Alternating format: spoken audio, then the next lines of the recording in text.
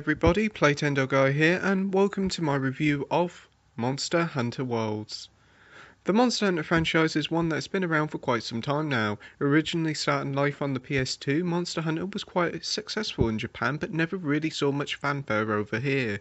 The series did jump to Nintendo platforms in 2010 with Monster Hunter 3, and then stayed there for Monster Hunter 4 in 2015 on the 3DS.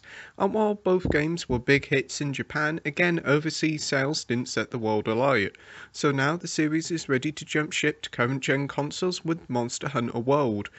We're looking at a brave new departure for the series, but is it the best one in the franchise? Let's find out.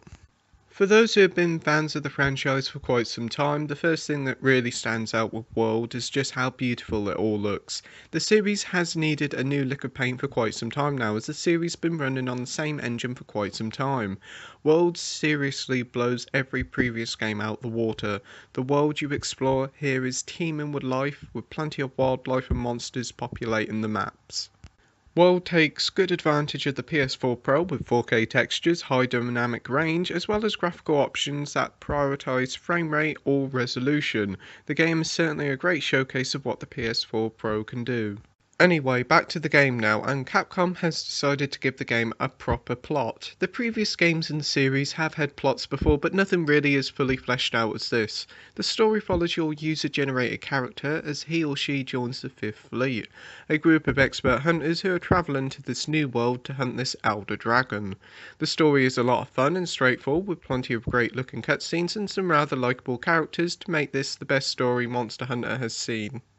On to the actual gameplay now, and if you played any of the other Monster Hunter games, then you'll be happy to know that it's very similar here, but with loads of improvements. The basis of the game revolves around you hunting various monsters and getting better weapons and armour with their materials, and as you go on you fight bigger and more dangerous monsters and use their materials to get bigger and better armour and weapons. It's a simple ringer gameplay that's incredibly addictive and has served this series well for years. The game does start off rather slow, with the game's opening hour or two acting as a sort of tutorial, giving you the basics to get on. It's decent enough for new players to get the hang of the game, but for series veterans it does feel like it's a bit drawn out. Anyway, once you get going, the game is incredibly fun. It's that same old fun Monster Hunter gameplay.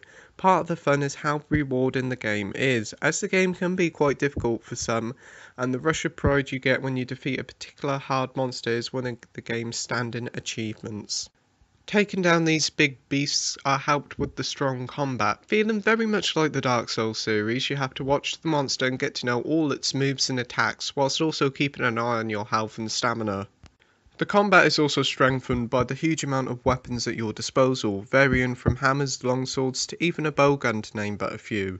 There are 14 different weapon types on offer, and whichever one you pick it will dramatically change the experience when fighting monsters, so it's certainly worth trying and experimenting with each of the weapon types. Let's talk about the areas you visit in the game. In the previous games in the series, each area map was split into loading screens every time you entered a new part of the area map, but not with World, as each area map is fully open to explore with no loadings whatsoever, which is certainly a bit of a revelation for series veterans. Each of the game's environments are absolutely huge and are certainly the biggest areas the series has ever seen.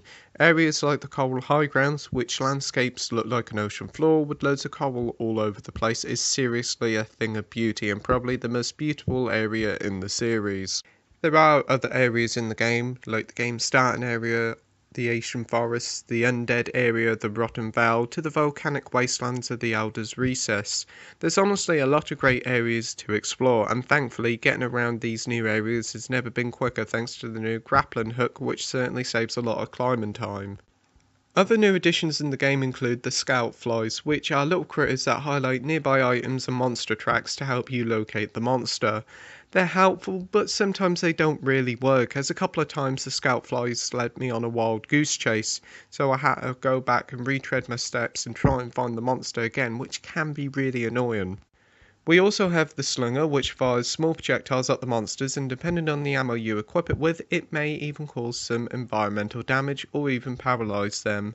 You also have a cool little glider and a camouflage suit that allows you to sneak past monsters. The Monster Hunter series has always been a brilliant multiplayer game at heart, and World is certainly no different. You can join an online lobby and play the game on your lonesome, but if you find a battle particularly hard, you can fire an SOS flare and any hunters can join your game and help out.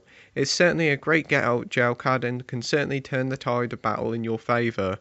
You can post quests for folks to join from the single player hub, but if you still want to go to the gathering hub and see all the players, you still can if you want. Playing online is incredibly fun and a big standout feature of the game. If you can get a good team together, you can really do a number on the monsters you have to face. As much as the online is amazing, I have experienced several connection issues that kicked me out of online, so I had to re-enter to get back online, which is rather annoying.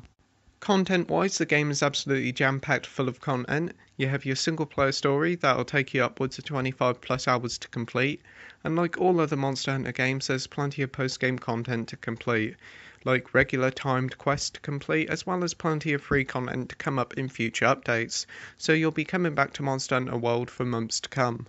Conclusion time now, and Monster Hunter World is an absolute undeniable success. It easily trumps all the previous games and stands tall as the series' best entry to date. The move to PS4 and Xbox One has finally given the great series the success it finally deserves. Those who are getting into the series for the first time are certainly in for a massive treat, whilst veterans will be enjoying the most polished game to date. Monster Hunter World gets a 9 out of 10 with the title of brilliant. Thank you for watching my review, like, rate and subscribe, and until next time, happy gaming, bye!